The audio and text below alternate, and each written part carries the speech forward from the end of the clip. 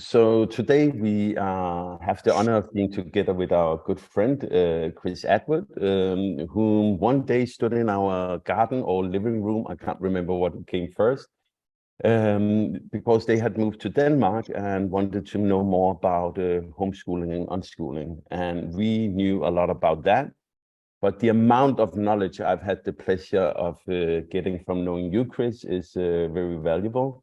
And if it weren't for you and that your family decided to be in Denmark for some time, I can be in doubt if we would be here where we are currently on a castle in France. It sounds very fancy. It's a world school pop-up. But That's wonderful. yeah, you wanted a change in your life, and we ended up standing talking as dads normally do when they don't know what to do. They're like, "So what are you doing for work?" And you told me, and after the day went past, I was like, "Ooh, I would love to talk more to this guy. Maybe that can be the ticket to the dream I had." And thanks a lot for all the support and help, Chris, first of all. Yeah. So now you guys seem to be really living your passions, as far as I can tell. Absolutely. Yes. Yeah. We're all in favor of we that, didn't before, but the passion of being locality, how do you say that? Local independent. That one we didn't really nail down before we had the chance to meet you and get into all that vibe. So that was wonderful. It's been great to see how you guys have opened up and organized your life to be able to live freely and to travel and to allow your kids to experience so many different cultures and languages and places and opportunities that most kids never get a chance to. And I think that's one of the things we shared, right? Because as you know, we've traveled all over the world with our kids, and part of the thing we wanted was that they would grow up as global citizens, not as citizens of this country or that country. You know, fortunately, they speak just like your kids. They speak several languages and are learning more as we speak. But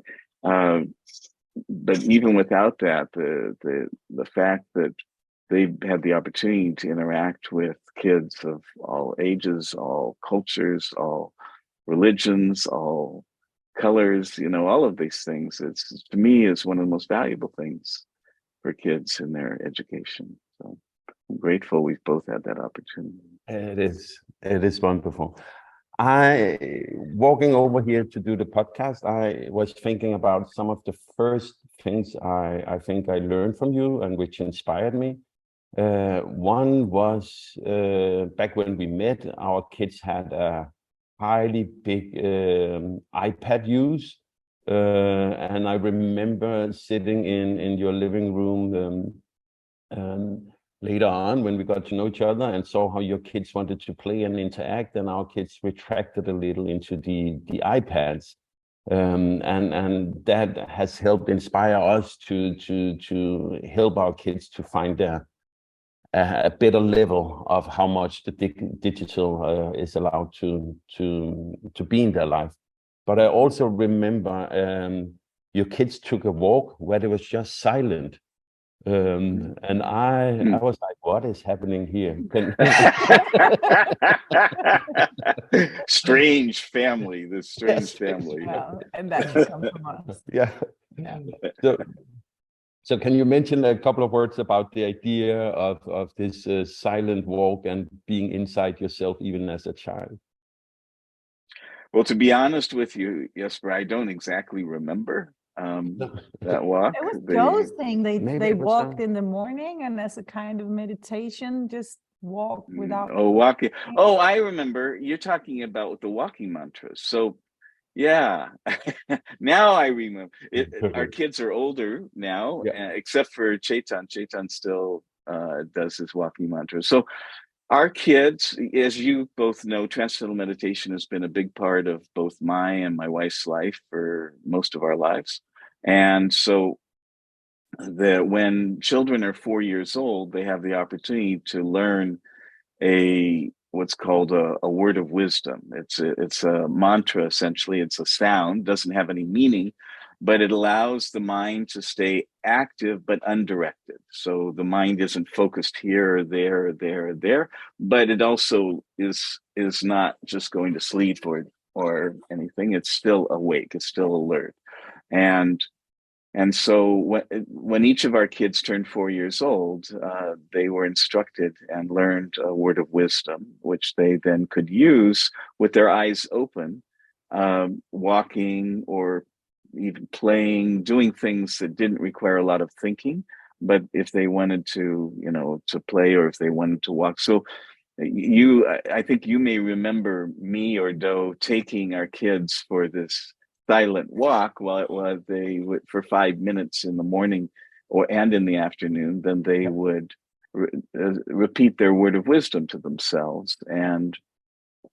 And for me, I have to say that it was a wonderful time just to be with my children without trying to do something, I mean, the only thing we were doing was walking, but it was such a pleasant thing just to be in their presence. And as I'm sure you experience with your kids as well, especially when they're young, there's such an innocence and a sweetness. And so being able to be in that presence and to be reminded of that innocent, childlike approach and, relationship to life was really, really wonderful. So that was our silent walks. Now I remember the silent walks. So this was our word of wisdom for the kids. When they turn 10 years old, then our two daughters have learned a sitting technique. So they're sitting meditation. And so now we meditate together as a family. We don't go for walks so much. We do go for walks, but not to meditate, but we do sit together and meditate together. In the car while I'm taking the kids, because our girls they made the decision themselves. They wanted to go to school, as you know, after being homeschooled for many, many years. And but we have an hour drive so they could go to a Waldorf school, and they meditate on the way. And then we also do our morning, what is it called? Morning circle. So I think you both know that I wrote a book on rituals, your hidden riches, unleashing the power of ritual to create a life of meaning and purpose. And so we've seen the value of rituals in our lives, and particularly for kids, in my experience, that when kids love routines, they love dependability, they love the safety of things that are repeated. And so we've thought about how could we structure routines or rituals into our life in a way that would add richness, not in a way that was just, we do it because we have to do it sort of ritual, but rather like you guys have experienced, that we just when we have meals, we had the idea, everybody comes from some different place when they come together for the meal, right? And so we thought, well, what can we do to create happiness or joy at the beginning of our meal? So as you know, we sing this Johnny Appleseed song, right, at the beginning of our meals, and it always makes me smile at the end. It's just like, yay, right? And then our morning circle is, as you both know, I've spent a fair amount of time in my life studying the Vedic tradition of India. And I've recognized the value of Sanskrit and the sounds. The Sanskrit sounds actually create changes in the brain activity of those who are listening or singing them. So we will sing Gayatri mantra together. We'll sing this phrase from the Upanishads called Sahana Vavatu.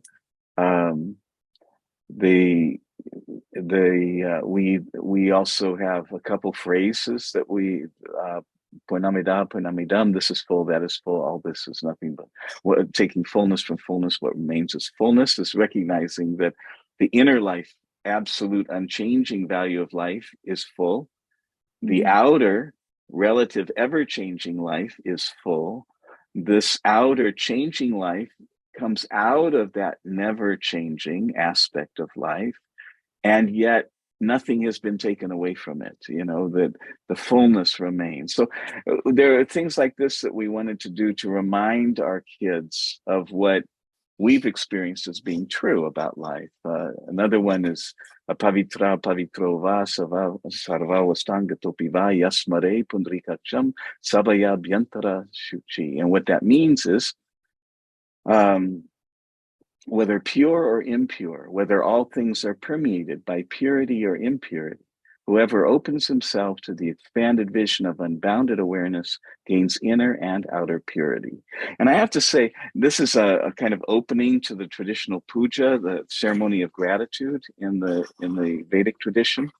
But I've always loved it because it reminded me no matter how messed up I might feel, or no matter how messed up I might feel my life is, or where I made mistakes, or I screwed this up, or I screwed that up, no matter how impure I may feel that I was, or have been, or have become, there's always hope. The purity, the purification of the impure is always available, and so that there's always the opportunity to come back to that place of purity inside. So we do the morning circle, and then after we do these recitations, then we will do what's up with you. This is something I learned professionally, and we do it with the kids. It's just like 2 minutes or 1 minute on, what's going on. I'm sleepy, my head hurts, or I bang. Nandini this morning, she banged her head. She said, feels funny right here because I banged it doesn't hurt, but it feels funny. They maybe sometimes they're excited or whatever, whatever's going on, just kind of a check-in on what's going on. And then after that, we each set 3 intentions. What are your intentions for the day? Because we believe, as I know that you both do, is we create our own life, right? Yeah. And we create it from our thoughts, our beliefs, the concepts we hold about ourselves, about the people around us, about the world. And so we just say, what kind of life do I want to create today? That's the intention setting. And then we take a moment, just because I know this isn't true in your family, but I know in many families, many kids have grown up not being told so much how much they're loved or appreciated. Or even if the parents say, I love you, they don't really say why I love you, And so one of the things that we do to end our morning circle, or toward the end of our morning circle, is each person chooses one other. And then they say, what I love and appreciate about you is, and then they say what I love and appreciate. Just a couple, it doesn't have to be a big, long thing, but just one thing I love and appreciate about you. And it's a really sweet thing. And whether that's the reason for it or not, I can tell you that our kids are so tight, they love each other. They love hanging out together. It's very rare that they have so much love in your family. You walk into the house and it's an overwhelming vibe. I really love to do that. It's wonderful. Well, and that's why we love being with you guys, because I also feel that in your family. It's just like this. I think there's a parallel thing going on. Yeah, exactly. Yeah. And then I just want to close the morning circle. The final piece for us of the morning circle is we just say a prayer.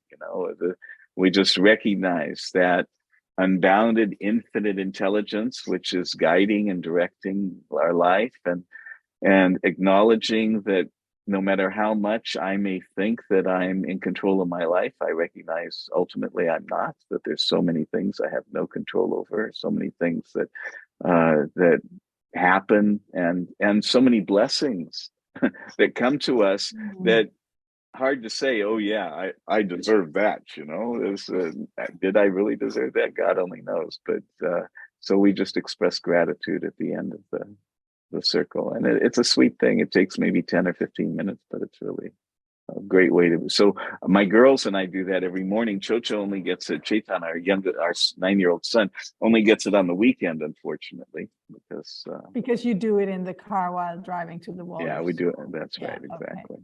Okay. That's the advantage of having an hour-long drive. You see, I'm impressed. I think it's very interesting. Right now, this podcast is called Self-Directed, and we talk to a lot of people who are all about children's personal freedom and adults' personal freedom, and how to untie ourselves from cultural layers, personal things that happened, and how can we live a truly free life. And when you share how you structure your life, it seems very structured compared to some of the radical unschoolers, yet we've spent a lot of time together, and I know it's not like it's not discipline. It's not top down. It's all voluntary. Yeah. And I would just love for you to say something about how, because I find it beautiful how what you do, the things you organize, and it is top down kind of. It comes from the parents. They have this idea. This is a good thing to do. Let's go do this. And you just invite with love. There's no pushing or but if they don't want to come, they don't have to come. Exactly. If they don't want to participate, they don't have to participate. But the relation between the rituals you make and the personal freedom of your children, the relation between being disciplined in sitting down and do the meditations twice a day and having your personal freedom. Would you talk about that for a while? Yeah.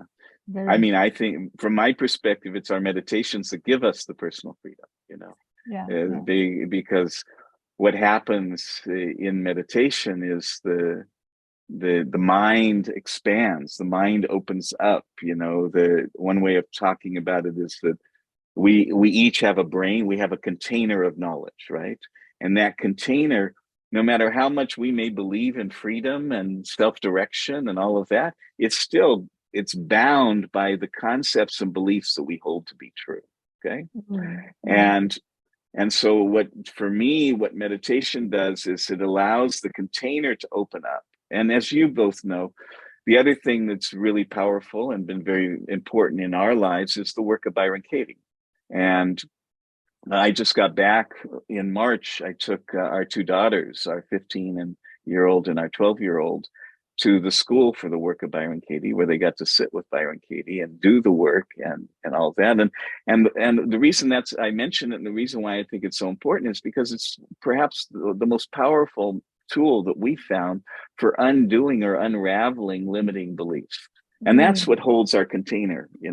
That's what keeps us from being truly self-directed. You can talk about self-direction, but there's nobody who's grown up without the influence of our culture, of their parents, of their, their friends, and everybody. You can't live in a human body without beliefs and concepts. And the question is, do those concepts limit you or do they free you? And I think the example you gave of our rituals, on one hand, our rituals seem to be very disciplined and you could even say they're creative, they're very structured. But as I think you've experienced in our lives are very free. They're very open. Our kids, we didn't decide our kids should go to school. They decided they wanted to go to school. To me, that's self-direction. We let them be. And what we as parents have seen our job is to create a safe space for them, a safe space where they can rest in the comfort of knowing that they're loved, knowing that there is ultimately an intelligence in the universe that they can trust, that things aren't random, but that they can relax. They don't have to feel that their life is all up to them. And, like I shared with you, if they make mistakes, it's okay. Mistakes are great. Mistakes is how we learn. Mistakes are fine. And mistakes aren't, as you may remember from our book, we talk about mistakes, mistake, like take one, take two, take three in a movie, right? You just take it again. You take it again until it comes out the way you want it to come out. So for us, meditation and the other rituals that we do, they provide that kind of container within which our children can find themselves, discover themselves, whatever that looks like and means for them. And what I was saying about meditation, expanding the container, is that by allowing the mind to go inward, instead, when we're eyes open, our senses are, we're involved in all the sensory experience. By closing the eyes and using a meaningless sound to allow the mind to go inward, what we discover is that there is a deep peace inside of all of us. And when our children have the opportunity to connect with that, and then simultaneously there's a process of purification of the body that takes place, then that container gets bigger. Their ability to perceive more, their ability to understand more, their ability to experience more grows, and therefore their ability to be self-directed grows, right? Mm-hmm. Their ability to actually discover themselves and discover what life they want to live and all of that. And I think, people often comment about our kids, and I think you can speak to it as well, but that people say, oh, well, there was this woman at the school for the work. She said, your kids are just the most amazing kids I've seen in my entire life. These were our two daughters, Yeah. And why did she say that? Well, she said that because they had a self-confidence and sense of self that often isn't seen in kids that are that age, And I don't think that's because of us as parents. I think that's because we've allowed them, we've given them the space and the tools to be able to have that confidence in themselves, to be able to know who they are at a deep level. They felt they're in this room. There was one other 16-year-old. The rest of the room is all adults, right? And they were perfectly fine. They were comfortable. No problem. They were laughing. They were interacting with the adults just the same as an adult would. They didn't have a problem with it. If they felt, if there was some talking going on or something, and they were kind of getting a little bored or just weren't involved with it so much, what would they do? They pull out their paper and they start drawing, and they make these beautiful drawings and gorgeous things, and then they give them away to the people around them. It's interesting. The girls at least have really developed that. Chaitan, our boy is a little different. He gets bored. I had a big insight. I want to say one more thing about the work, and then I'd like to talk about Chaitan, if it's okay, because there's a different boys and girls, But the work of Byron Katie, as you guys know, is just 4 questions and a turnaround. It's a way of examining self-inquiry and looking at thoughts that cause suffering, beliefs or concepts that cause me to suffer. And so it's been a tool that we've shared with our children for a long time, because again, we want them to be unlimited, right? We want their awareness to be unbounded, free. To me, that's, if you really want your children to be self-directed, if you want to live a self-directed life, then you need to get rid of the freaking boundaries that you may not even be aware of, right? Mm-hmm. You need to be, and how do I get rid of those? Well, the way as Byron Katie says, I don't let go of my stressful thoughts. When I ask 4 questions and turn it around, those stressful thoughts let go of me. And I love that, because it's so effortless, I don't have to try to change my thinking. All I have to do is question my thoughts, and then the thoughts that aren't useful begin to disappear. So just about Chaitan, and I'd love to hear a little bit from you guys about, because you have a girl and 2 boys. We have 2 girls and a boy, right? We have 2 girls and 2 boys, but 1 adult. To be accurate. Well, she was. Oh yeah, that's right. I'm sorry. You're absolutely I have right. experience of 2 daughters. We haven't spent much time with your oldest girl, so I keep forgetting that you have one. Forgive me for that. I just think it's so you not have 2 fair girls. to say I have only 1 daughter. I think she would be hurt. Yeah. So you have 2 girls and 2 boys, and we have 2 girls and 1 boy. Mm-hmm. And our boy is the youngest. He's 9, and it's been an interesting thing, because the girls I don't remember the girls ever, while they were growing up, saying, "Oh, I'm so bored," and yet he does all the time. This is like a nonstop thing. And I had a big insight this actually last weekend about this, because it had bothered me, and so I did the work on it. I did ask the 4 questions and turned it around, see what was going on in me, and what I realized is that one aspect, it's not the whole story, but one aspect of what our son is saying when he says, I'm bored, is he's saying, I don't feel loved, and I don't feel like I'm involved in whatever's going on right now, right? I don't feel like it's not just about getting attention, but I don't feel a part of the experience of the family at this moment, right? And what, I hate to say it, but I noticed that I had gotten so tired of him being bored. I don't know if you remember, but when we were all in Istanbul together, we made this trip up to this beach town, which I don't remember the name of it, but it was about an hour drive, right? And what was it? What was it called? Chile. It was called Chile. It was beautiful. It was wonderful. It was very beautiful. It was really fun. But in the van on the way up, Chocho got bored. You know, I mean, he said he was bored, and not only was he bored, but he got angry and he started hitting his sisters and hitting his mother. And I hate to say it, but I got really pissed. I was, this is Everybody not have been okay. there. We've all done it. This is not okay. All right. And so I grabbed him and I held him so he couldn't hit anybody. I said, you can't do this, you know, but this is not how I went. Oh, no, you had a driver. We had a driver. We had a driver. I'm just thinking, okay, it's a Tesla. It drives itself. No, we were driving. The van was being driven. You had a driver. We had a driver. That's right. And so, but this is not how I choose to treat my children, particularly my son. You know, this is not how I want to be with him, no matter how he's acting. And last weekend we were on our way to an activity at the girls' school, and he got bored, and I got pissed again. So I did the work. I asked the 4 questions, turned it around, and what I realized is that in that moment, rather than getting bored, rather than getting angry, what would be more appropriate for me is to give him love. You know, what does that look like? Give him, you know, does it cost me anything while I'm driving to give him some attention? And so our kids they're no longer off iPads and as much as they were when we met you.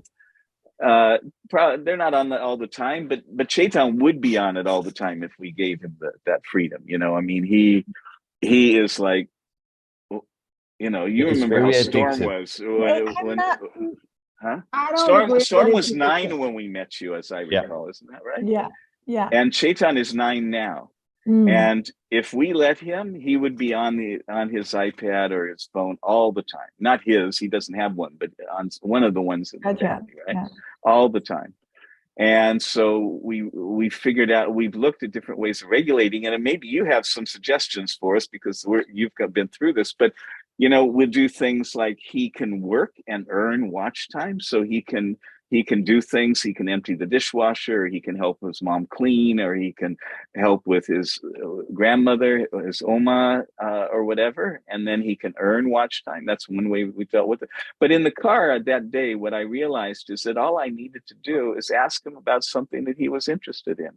And it was so sweet, I have to say, because the next day I came into his room. He wasn't feeling well. And I sat down, I said, I want to apologize to you, because I really am sorry that I got angry with you yesterday. And I've realized that when you tell me that you're bored, what you're really saying is I'm not feeling loved right now, and I'm not feeling a part of whatever it is going on. And I'm sorry that I didn't recognize that before. And here's my intention. And I said, you know, I could just as well ask you about Minecraft and what you're doing and what you want to do and what your plans are. And, you know, and would that be interesting and engaging? Would you need to be on the iPad if we were talking about that? He said, no. Exactly. That would be really fun. Can we talk about that? Yeah. And I said that, the other thing I recognize is that, you know, I work a lot, and I want to make more. And I know that when you and I spend time together, we both have a blast. Isn't that true? And he said, yeah. And I said, I want to make it more of a priority to spend time with you. And it was so sweet, because without any, I didn't move. He just reached up and gave me the biggest hug in the world. And my heart just went, oh, you know, it was so sweet. So I hope and pray that I can follow through on this learning, but it was a great learning, a really good recognition, because I've talked to other parents, and we're not the only ones with 9-year-old boys, or 9-year-old kids maybe, but 9-year-old boys who get bored, you know, or 8 or 10 or whatever age. So I really was happy to have that realization. I think the core of it is this being involved thing. Yeah. Jason probably basically feels loved all the time.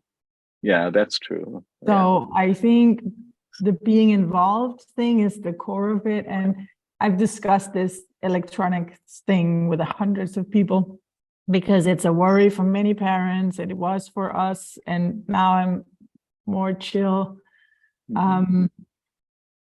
There is a great podcast by the BBC called Generation Gaming.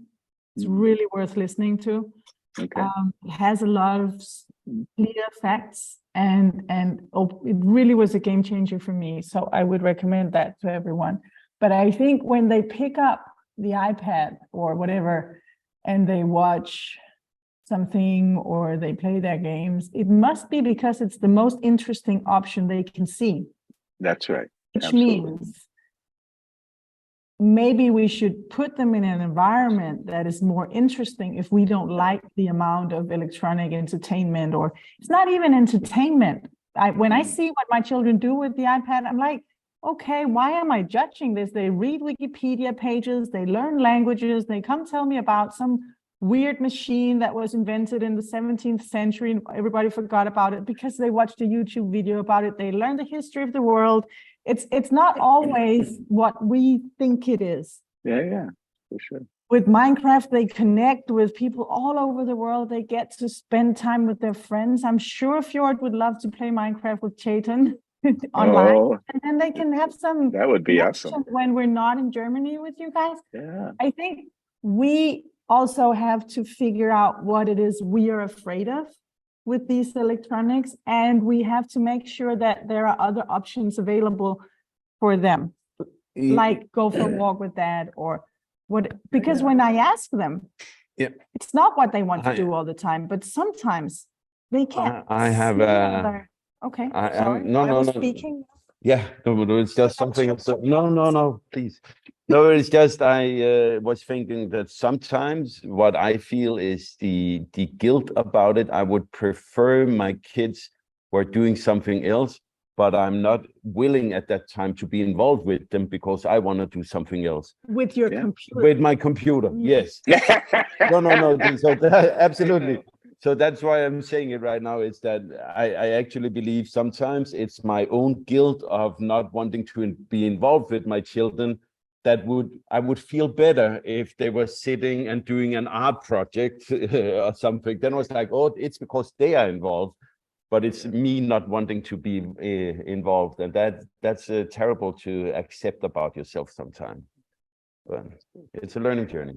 I mean, in all fairness, I would say that my wife has more of an issue about electronics than I do. I've always loved electronics since computers, since personal computers were. I'm old enough that since personal computers were first invented, and I could get one, I've had one. You know, I have a picture of me with a Gavilan computer, which probably nobody remembers what a Gavilan computer was, but it was a square box about this thick and like this, and you could lift up the lid and it had a keyboard and you could type on it. I had, you know, the first Mac in this box, you know, I know that. all of those things. So I've loved computers. I've loved technology. I love video games actually as well. So it's been hard for me to say, oh, you know, he shouldn't do this or that. But I also recognize that there's some value, at least in my opinion, there's some value to balance. And I think what you said, Cecilia, is exactly right, is that when my child wants to watch, it's because there's nothing else that seems as charming to him in that moment as that, you know? And there are reasons for that. Like he won't even want to go for a walk or go for a bike ride, you know, we'll offer those things. But because his body, unfortunately, we're still working on this, but his body is not as strong as the other kids. And so lots of times he doesn't feel that good, or going, you know, it's a strain to go for a bike ride or a walk. But when we'll sit together and we'll play board games or stuff on the weekend. He loves that, you know. This is awesome. It's fun. You know? So I don't believe in the restricting hours or earning screen time anymore. I never found a system that would actually work. It was just annoying whatever way we made it. But I do talk to it's especially the boys. The girl is actually not a problem. Right. But the boys, because the things they do with the computer could unfold for hours and hours and hours, we have to talk about it. And what I say to them is, I don't feel comfortable. It might be because I'm from the age of the dinosaurs and I don't understand, but I'm your mother and I have to feel comfortable with what you're doing. So please teach me, why does this make sense for 6 hours? And I try to sit down and look at the games. They make me nauseous sometimes, so I can't, but then I make them explain, why is this fun? And I really do understand that it's fun. Yeah. And also I say to them that a computer game, I get that it's fun. I can play a few games. I know it's fun, but it is kind of, I don't know. It's so stimulating that it can be hard to go for a walk in the forest afterwards and open your mind to how stimulating the forest is. So if they want to do it, they will have to counteract by doing the other things. It's not a rule. I don't say to my children, they have to do things. I don't say, if you played for 2 hours, you have to go for a walk for 2 hours. I just say to them, you have to put a motor on yourself and go do the other things, because they will seem less appealing, because the screen is so appealing. And that has, I believe it has to do very much with the brain. So much of our brain works with visual input, and the visual input is just too much for what our brain is developed for. So that's, I try to rather talk to them than make rules. And I'll tell you why. For us in our family, with him in particular, this thing of earning watch time has worked quite well, because before he used to resent doing stuff to help in the house. You know, even for a while, I had things where all of them had things that they would contribute.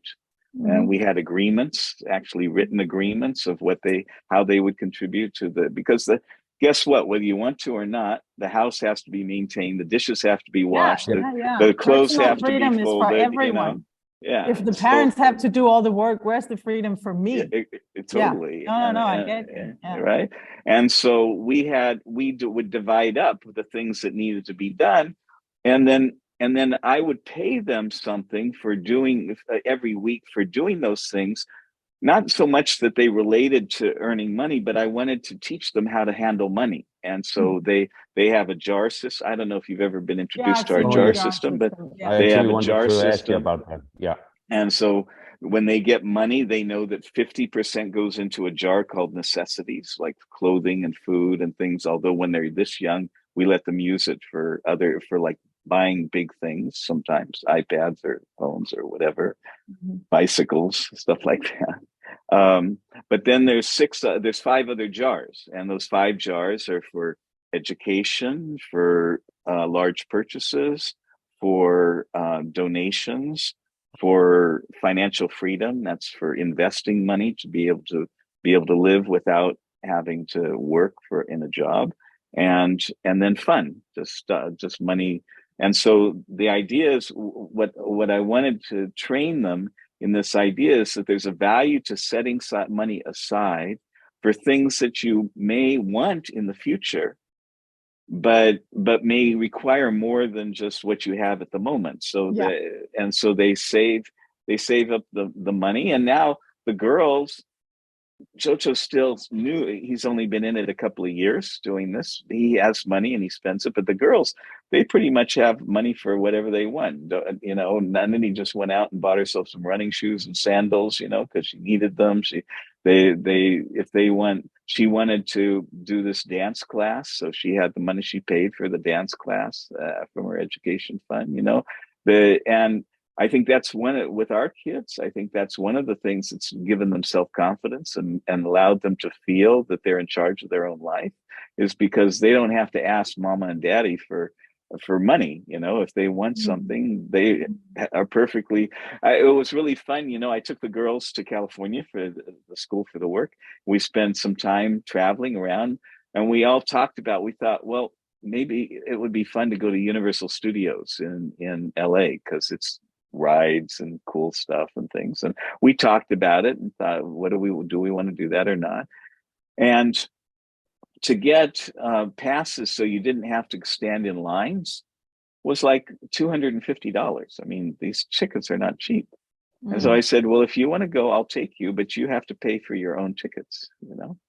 And so they made the decision. They wanted to go. And so they each paid $250 and we had a blast. It was awesome.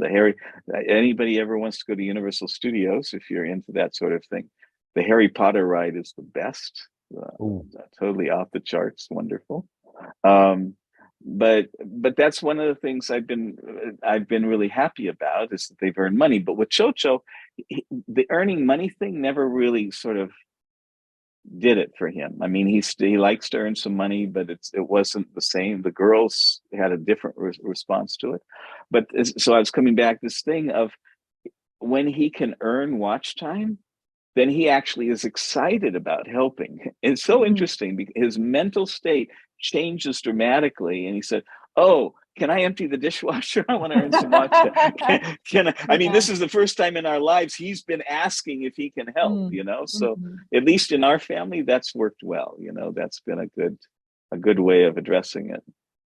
It is more or less the same dynamic as when I tell my boys, if you want to play this much, you have to put your motor on doing the other things, because they are harder to get the ball rolling. If you want to learn a musical instrument, it's not as appealing the first year.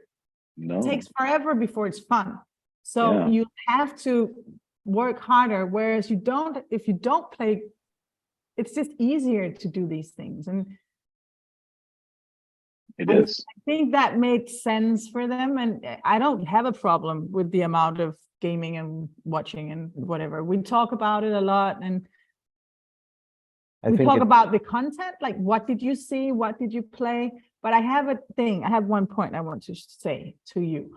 That is, in our family, it's 2 boys. So they do these things together, which changes the dynamic a lot. I understand as a parent, you see your child all alone with the computer for several hours, it feels whereas our boys, they do things on their own with their phones and computers, but they spend the majority of time they spend with electronics, they do it together. Yeah, they're playing together, which is great. They're playing together. And it's like playing football, just not football, but together. And it changes the dynamic quite a lot. I would restrict or work harder to restrict if it was only one child. I would totally. Yeah. Chris, I think we also should mention that you have written a New York Times bestseller and talk about it. But I would like to go a little into it. But so it's through the work on the passion test we have met and not the hidden riches. Yeah, also we can also talk about that one. But but the passion test is really their book that is. It's just we already talked about. No, but what I would love to talk about passion, I will come to in a second. But by working together with you in that period, you were really difficult to get hold of in the first 2 weeks of January, and you still are. and that is about you going on the silent retreats. It's another one of my rituals, you see. It is, but Chris, I am still. Maybe I should. Maybe you should try. Maybe I should try it, but in my mind, I'm like, I have 2 things. I'm like, I am not sure I want to be alone with what's in my mind for so long time. I'm not sure. And so if you can talk a little about why it's important for you and what do you get out of it? And is it as terrible in the start as I would imagine? So first of all, so you're right. This has been a ritual of mine for like 30 years. I take silence the first week of every year. And it's a ritual that I was introduced to by my teacher at the time, Maharishi Mahesh Yogi, who brought TM, Transcendental Meditation, to the West. I don't know that I would want to do silence if I didn't have meditation, to be honest with you. Because my silence is basically I get up in the morning, I do my morning stuff, and then I meditate until lunchtime. And then I have lunch, and maybe I'll take a walk for half an hour, and then I'll meditate till dinner.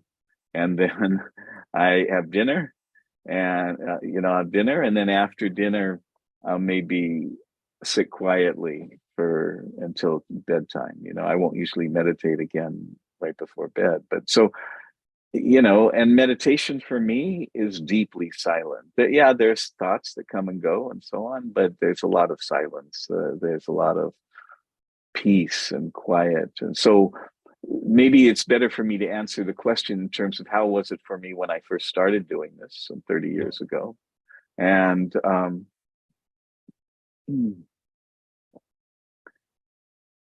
at that time, what I noticed from silence to silence is everyone is different.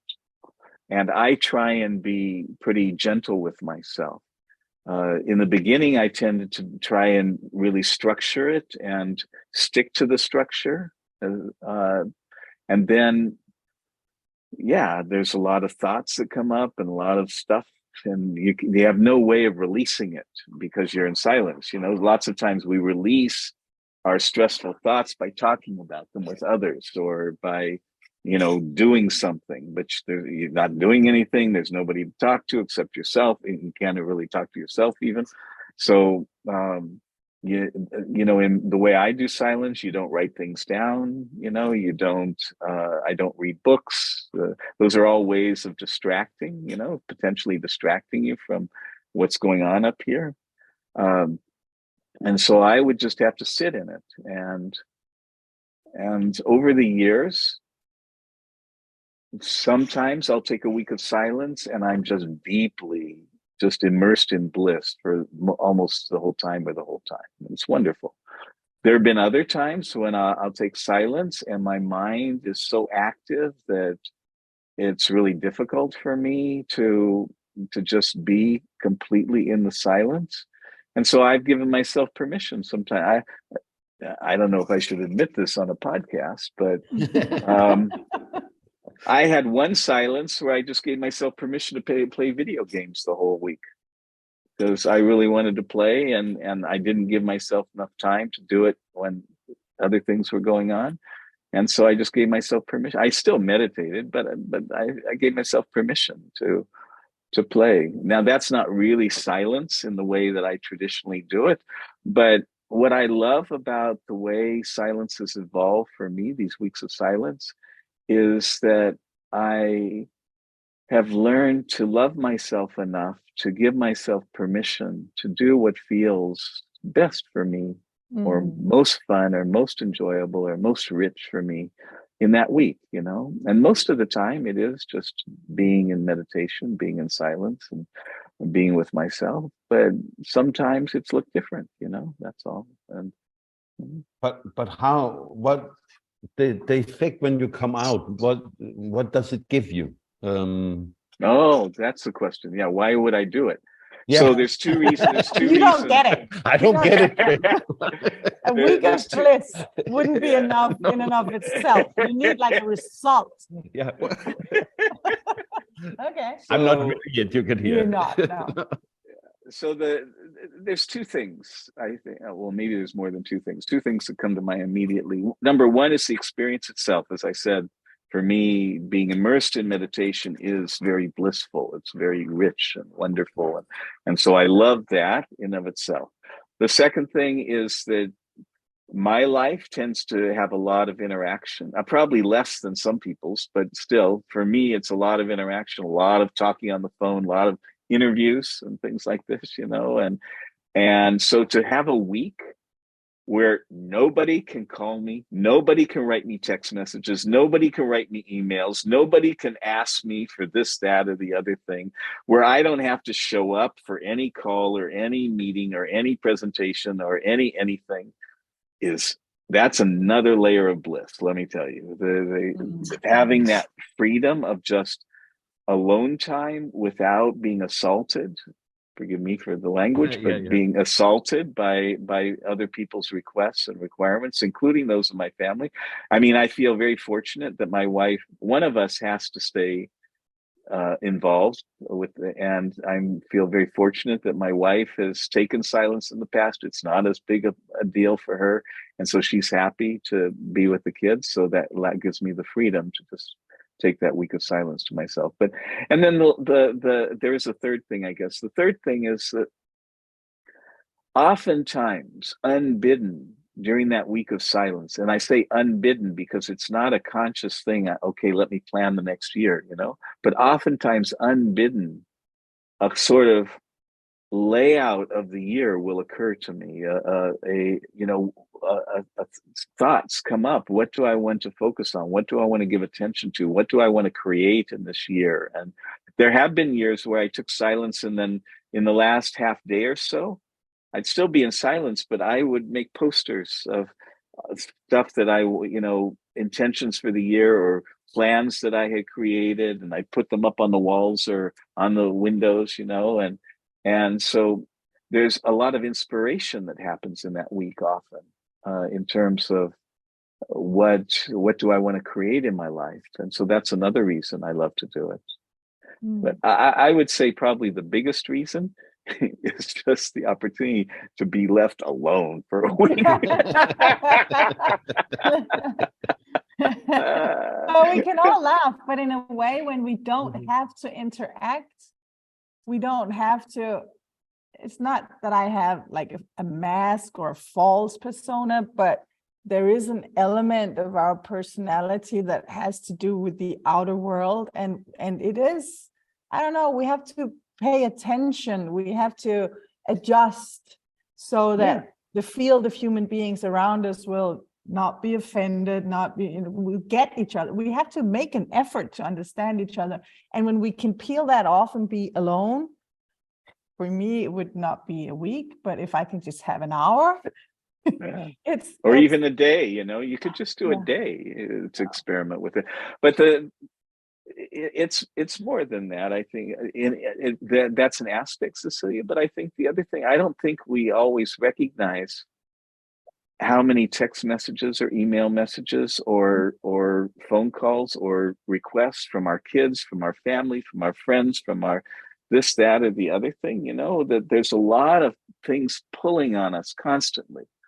And if you're really well developed and you have a strong sense of self, then you're good at being able to say yes to the things that you enjoy and no to the thing, and lovingly say no to the things that you don't choose to do.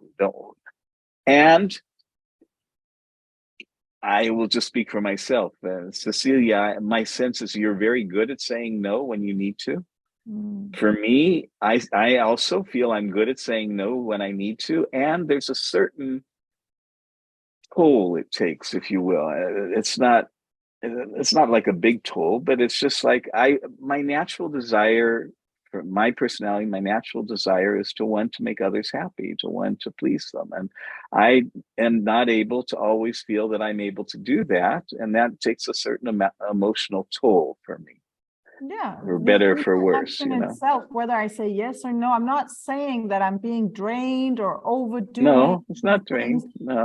But the fact that I have to make up my mind, does this make sense? I have to answer the little. You have to respond. That's right. I don't even have to respond, but I do get the answer, the question in my mind, which means I will start producing the answer, and I'm off my own path. So I see that being undisturbed for a while, I would maybe be able to get hold on something strong, something more powerful, or to put the train on. You should just try. I think, Cecilia, you should just try it for an hour a day, whatever, and see what comes up for you. But the other thing I would say is that my kids are still fairly small, so maybe not now. The other thing that I notice is that we don't recognize in our daily life how much energy speaking takes. And when you don't speak, my experience is that it's really profound how that energy now is moving inside instead of being pressed out. And that in itself is pretty profound, to be honest with you. the level of rest, the level of relaxation, the level of peace, you know, that just from not having to express and speak is really quite far out. So anyway, that's a long answer to your question, Jesper, but that's well, I loved we it. prefer long answers. Yeah. No, a little about the passion test, Chris. You have been part of, you have written the passion test together with Janet Attwood. It became a New York Times bestseller, and you have created a whole business around it and helped so many people, us included. I remember back in 2015 when I went through the first passion test together with Janet, and recently here on this day where we are now, we talked with a lady, a wonderful woman, about a vision board and our dreams, and Cecilia and I looked at each other and we were like, oh, we don't have anything currently on our vision board. Well, we do. It's just all ticked. Yeah, it's all ticked. You've done it Except all. for one. We realized full solar eclipse. We haven't done that yet, but that's the only one left. So, and it came as kind of a surprise, and also with a lot of gratefulness that we are today in a place in our life where we are living our past dreams. But there is it's wrong somehow. Yeah. I want some new dreams. I want some new dreams. Yeah, but outdated dreams. No, but it's kind of fun when when I dreamt about this life. You of course don't. If it is a dream, it is something that is in the future and almost feels unattainable. But when you're there, there's the normal amount of stress and things, and you still have to do the dishes and all that. But we realize that we are now living our passions, and part of that you're living the dream. That's what they say. Living the dream. And part of that is I want to give my gratitude to the work you created with Janet, because part of that is getting clear on them, as I did back then. I just wanted to really say thank you for the work you created there. And could we talk a little about passion and why it's important? Yeah. Well, I think you spoke to the most important thing, I think, and which is the passion test is about gaining clarity about what it is that matters most to you in your life. And in terms of, many people do think, we do think in terms of dreams, and there's nothing wrong with that. As vision boards and passion pages, writing out what your future life might look like when you're living your passions, all that's part of the passion test process. And Janet and I have always defined passion a little differently than what many other people do, and that we say that your passions are the things that you love and care about most. And we define passion that way because then when you're doing things that connect you to what you love and care about most, you feel passionate. Okay. That's the idea.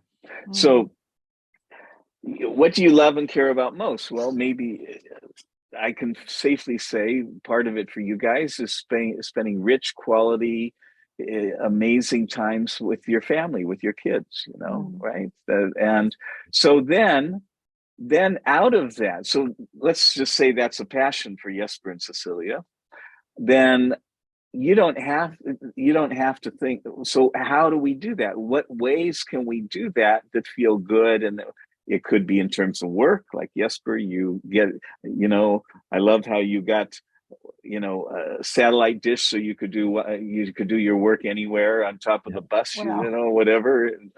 So how do I organize my life so I can create this rich, quality, amazing experiences with my family, and you guys have done a really good job, I think, of figuring out creative, interesting ways to do that, and so the value of the passion test from my perspective is really, for most people, not everyone, but for most people, they have lots of things sort of swirling around. I like this, I like that feels good, I like that, these people are important to me, that thing I'd like to learn, whatever. But the mind can only hold 5 to 7 things at one time. And that, so the passion test helps you take this swirl of all these things you love and care about, and then say, of those, which are the 5 that really matter the most to me? Which are the 5 that feel best to me? And our experience is that if you can, when you nail those 5, all the other ones tend to come along automatically, you know. But by nailing the 5, your brain can hold those 5. You know, you can hold 5 to 7 things in your mind. And that means that you can give attention to them. Why do most people not live their passions? Because even if they know what they are, they don't give attention to them. You know, they don't give attention to how do I connect my life with the things I love and care about most. You guys are great models of that, you know, of how you do that. But I think the passion test is valuable because, you know, just to quote the statistics, that only 15% of the global world's working population is actually passionate and excited about the work they do. 85% are not. It is really sad, you know. And so the passion test is really for people who make the decision, I want to be part of that 15%. I want to grow that 15%. I don't want to be part of this 85% that's doing things for the money or because you're supposed to or because you were told you had to, or, you know, all the reasons that people do things that they don't love doing. And I think we feel very fortunate that by now over 1 million people have been impacted by the passion test, have gone through the passion test process, that we have 4,500 passion test facilitators around the world in 65 plus countries. And I think it's just because it's a simple way to get clear on what you love and care about most. And then the secret, you know, you know this, Jesper, and Cecilia, I'm sure you've heard it as well. The secret that guarantees your passionate life is whenever you're faced with a choice, a decision, or an opportunity, choose in favor of your passion. You know? Now you can only do that when you know what your passions are. Like daily in our family. We right. use it a lot. What's the passion? Yeah. And the other one we also use is sometimes when I in my own life get stressed up about something, it is the intention, attention, no tension. If you can mention a little about that, Chris. We call it the passion test formula for creating anything you want to have in your life. You know, most people, anybody who's successful, I'll say, has pretty well nailed the intention and attention piece, you know, because if you're successful, you know, you have to figure out what is it that I want to do? How am I going to do it? And then you have to put attention on making it happen, implementing it, you know, and there's millions of examples of successful people in the world who've done that. But unfortunately, there's also millions of people who've ended up stressed out, divorced, you know, really unhappy in the midst of their success. I mean, I think of, what was his name? Adolf Merkel, I think was his name, $9 billion billionaire, 9 billion euro billionaire from Germany, who, when he thought he was losing $500 million from an investment and the banks were calling in all of his loans and he thought his life was collapsing, he threw himself in front of a train, you know? I mean, that's not success. Some people say $9 billion, the guy should be happy, but he wasn't, right? So there's a lot more than money, obviously, that goes into, as you know, of course, there's a lot more than money that goes into happiness and fulfillment. And what we have seen is that the passion test provides a simple, easy way for people to get clear about what they really care about and then design their life around it. And intention, attention, the piece that's missing is then once you've done everything that you can think to do, no tension, let go, surrender, trust that life will organize things in a way that's going to benefit you, whether it's what you think you want or not. That's a whole different thing, but it will organize things so that you benefit, so that you grow, so you expand, so that you have the opportunity to become a more self-directed person, if I can use that, you know. And truly. For me also, the no tension is about getting back to the trust that I might have an idea what's most important for me. I might have several ideas about how to get there, but at the end of the day, I'm not in charge. That's something right. is bigger and more intelligent than me, and I have to trust that. Yeah. So if I get too focused on something specific has to happen or has to be in a specific way, I suffer, and I make people around me suffer, actually. Yeah. Be honest about that. But if I say, this is what I want, this is how I want it, this is how I think it should be.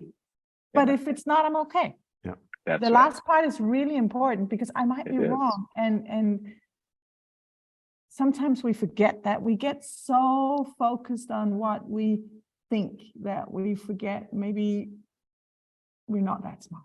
Yeah. So, you guys may remember that part of the passion test process, we encourage people to make little cards called passion cards. When my life is ideal, I am, and then you write your 5 passions. And then at the bottom of that card, we always say this or something better, right? Yes. And that's what you're talking about, Cecilia. Yes. It's that recognition. Yes, I think this is what I really care about, what I really want in my life. And I'm open to something even better if I haven't figured it all out for myself. Exactly. Yeah. And I trust it will be better. That's the thing. If you think this or worse, then you're in trouble emotionally. But if you think this is what I think I want, or what I can come up with wanting, but if something else happens, someone's got my back. That's right. Exactly. Yeah. No, it's great freedom.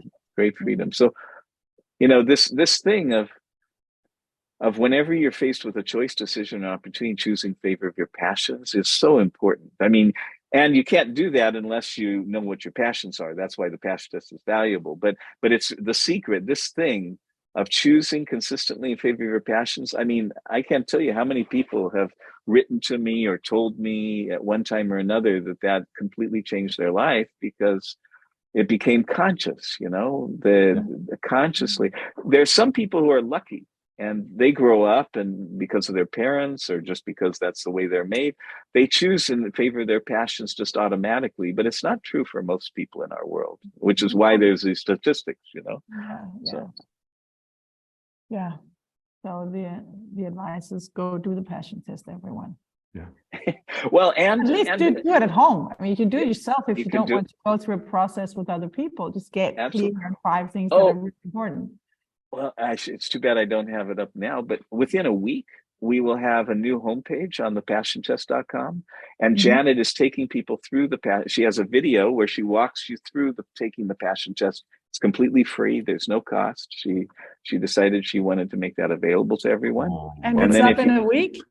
But then it will be up when this call airs. Okay, yeah. Within a few days, we should have it up. That's great. Yeah.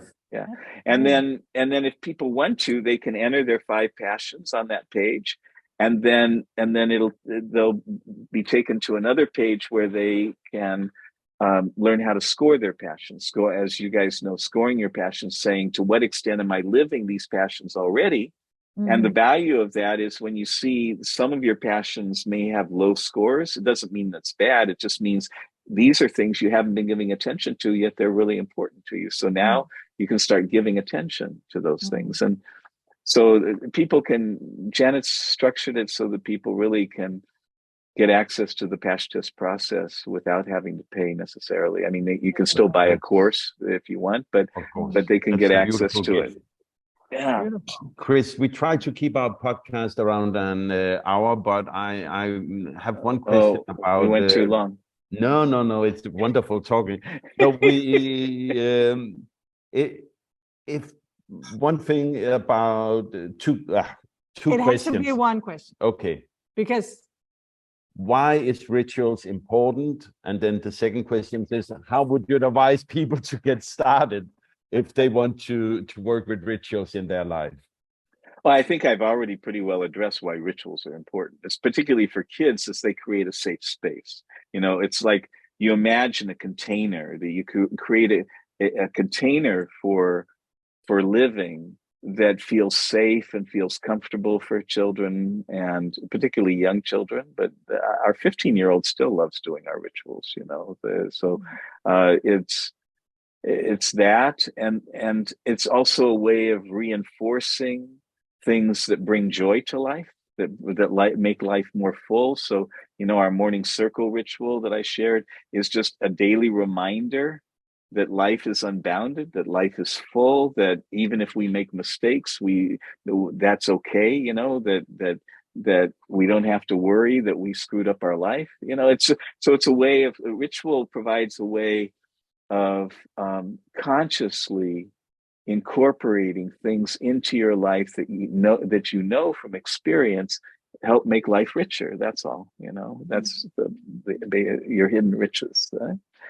And then in terms of getting started, that's a good question. I think rituals. If rituals are going to be useful, they have to be easy. They have to be most people have already incorporated the ritual of brushing their teeth in the morning, for example, or maybe taking a shower or washing their face or something. Most people have incorporated the ritual of putting on clean clothes almost every day. So we already have rituals, right? Mm-hmm. We already have rituals in our lives, and we do those things because we find they're useful in some way. So the place I would start is with something that you find is easy, but you also find enriches your day in some way. If you're doing it for a family, one of the simplest rituals is finding a happy song to begin your meals with. Here, can I sing our song? Would that be too weird? No, it would be wonderful. Can I sing our song? I hope I never can remember it until I start singing it. I hope that I can sing it, but we can cut it out if you don't like it. Yeah, you can cut it out if it doesn't work. So this is a song from Johnny Appleseed, the movie, I think, but we really loved the words and it felt good to us, so we incorporated. So we hold hands. And then we say, the Lord is good to me. And so I thank the Lord for giving me the things I need, the sun and the rain and the apple seed. The Lord is good to me. I wake up every morning happy as can be, because I know that with this care, my apple trees will still be there. The Lord is good to me. Amen. Amen. Amen. Amen, amen, amen. Yay. Yeah. Yay, now we can so we can sing with you next week when we come. Yeah, that's right. I look forward to it. So that the thing I liked about that song when we first picked it out is that number one, it's happy. Number two, however you interpret the Lord, the intelligence of the universe, whatever, but something is here that's worth recognizing and acknowledging. And then if I interpret apple seeds and apple trees as just being caring for the life, for the kids, for my kids, okay, those are my apple trees in a way, caring for the things the blessings that I've been given, being good steward of the things, the blessings that have been heaped upon us. If I interpret it like that, then it feels like it's just well aligned, and then the bottom line is that at the end, after we say the last amen, we always all feel like going, yeah. It's like, yay. Yeah. And that felt a great way to begin a meal. So but I think the place to start is just pick something that feels good to you, that's easy for you, and that reinforces something that you have found enriches your life in one way or another. So, does that help? I think that's very beautiful, Chris. And I think that we should invite you back for later talk. But now we would cut it because we should keep the hour. Perfect. Thanks a lot for your time. You should keep the hour and 25 minutes, you mean? Yeah, exactly. We're very strict in our family.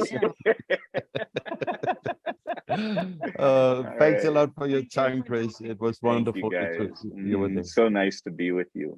Likewise. Love to you. Likewise. Bye, you guys. Send love to the kids in Doe. I will. Thank you for listening. We hope you enjoyed today's episode, and if you liked them, then please share it with all your friends and family. We would also love it if you gave our podcast a review. Thanks. And if you want to support our podcast and work, then you can find us on patreon.com/theconradfamily. We will continue to travel full time, and if you want to tag along, then please follow us on Facebook and Instagram at The Conrad Family. And you can also read more than 100 blog posts on our website, theconrad.family. Until next time, make a wonderful day. Thank you.